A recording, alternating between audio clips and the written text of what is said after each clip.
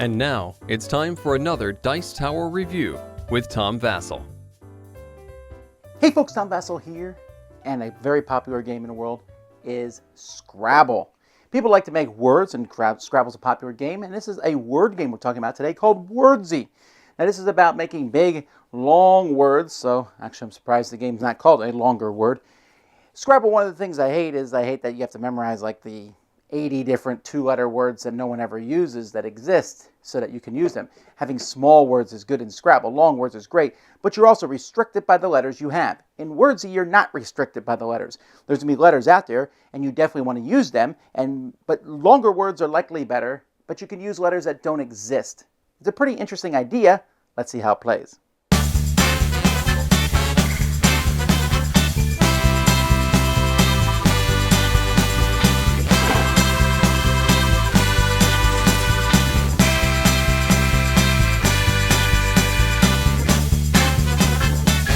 In Wordsy, each player is going to get a score sheet and a pencil. A timer is placed in the middle of the table, and you have 2, 3, 4, 5 point cards here. Under each of these cards, you're going to place 2 letters. Now, this deck is full of all sorts of letters. Some of the letters are going to be considered common. Some of them are rare, like this Q here. And as you turn over the cards, these are rare cards, J and Q, you can't have more than 2 rare cards. So we're fine. So there's 2 rare cards, and you can't have more than 2 of the same letter. So once the letters are out, we say go, and everyone is trying to think of some kind of word that has as many of these letters as you possibly can. So the first person, each person's going to be writing down a word as quick as they can. So I'm looking at these words, and well,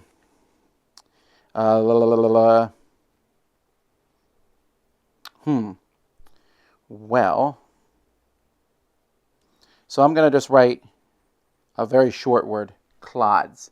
And as soon as I'm done with that word, I will flip the timer over. And that's how much time everybody else has. So someone else might write the word, let's see here, judicious. All right. So let's say someone else writes the word judicious. Okay. So then I look at my word and I wrote clods. So I use both of these. That's 10 points. I use the D and the S. So that's 17 points total. So I would get 17 points. And then the other person wrote judicious, so they have J, which is 2 plus the bonus of 2, so 4, 8, 11, 16, which is 1 point less. If they had somehow figured out how to fit one of those letters in, they would have won. So since I was the fastest and my score is the highest, I'm going to get a bonus of 2 points for the end of the game. If someone else had beaten me, though, they would have gotten a bonus of 1 point. So if you're the fastest and you get more points than the other players, you'll get some bonus points. And if your word scores more points than the fastest player, then you will get a bonus of 1 point. So everyone's going to be doing this. They're going to do it 7 times. You'll see the bonus points change. After 7 times, you're going to cross off your 2 lowest scoring words, add the remaining 5, add any bonus, any penalties. Penalties are like if you put a word that's not really a word or you use a word that's not allowed. So you lose some penalty marks there. And you add your total, and whoever has the most points is the winner. I should say between each round, these 4 letters go away, these 4 slide over, and we add, oops, that's not allowed because you're only allowed to have 2 rare letters, and we'll add 4 more for the next round. That's pretty much it. That's how you play. So here's the deal. A lot of people are going to complain and say one person's faster than everybody else.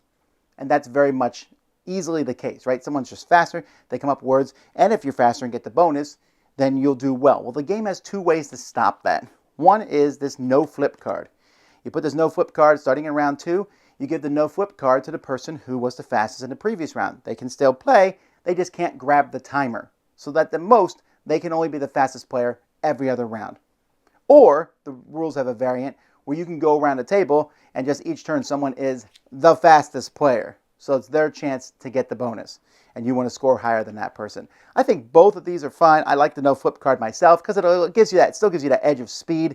You just can't do it every round. You don't use it obviously in a 2 or a 1 player game. There is a solo game. You're basically playing against yourself as like a time limit to come up with a word to get a bonus. But I enjoy the game. I really do. I like trying to think of words that have the letters on the board. This is something me and my wife would love. It's something where I'm trying to think of big vocabulary words, but at the same time, I don't feel too constrained. I just have to throw out a word that has some of the letters in it. Now, getting the bonus is important because you will find, at least we found, that often the scores are pretty close. Most of the time you're drawn by, hey, I'm going to try to get the 2 5-point letters for sure, and then throw in every other letter I can, and still get 16, 17, 18 points per round. That usually tends to be the case. So getting those bonuses matters. So you want to think fast, but if the other person has thought faster and grabbed that timer, then you need to think carefully and calmly as that timer is running out, what word will score me the most points? Because if I beat that fastest player, I will get a bonus point. And also, I got a higher score than they did. So I like the whole thing. I like the idea of coming up with big words. If you don't like trying to reach into a vocabulary and pulling out long words and finding other things, then this isn't the game for you. This is not going to be a game for everyone. And I have to say, I like that the cover looks like a book. It's nice and all, but at the same time, it does come across a little bit like, this is a game for scholarly players. The box doesn't look fun, but the game is fun. The components are very generic. The game itself is very simple, but the game, I think, is more than the sum of its parts. So if you enjoy trying to come up with words and are glad, like me, not to have the restrictions that you may only use these letters, but instead say, here's 8 letters, how can I fit them into a word? I've never yet fit all 8 letters into one word. I think the most I've gotten so far is 6. But I like that possibility is there. It's a clever idea. That's wordsy or loquacious, or I'm trying to think of other big words. I can't think of any right now. Dice Tower Judgment approved! Thanks so much for watching the Dice Tower videos. Find more great videos and reviews, as well as our top-rated audio podcast at Dicetower.com. You can also find other great shows at Dicetowernetwork.com. I'm Eric Summerer, and you've been watching The Dice Tower. The Dice Tower is sponsored by Cool Stuff Inc., where you can find great games for great prices.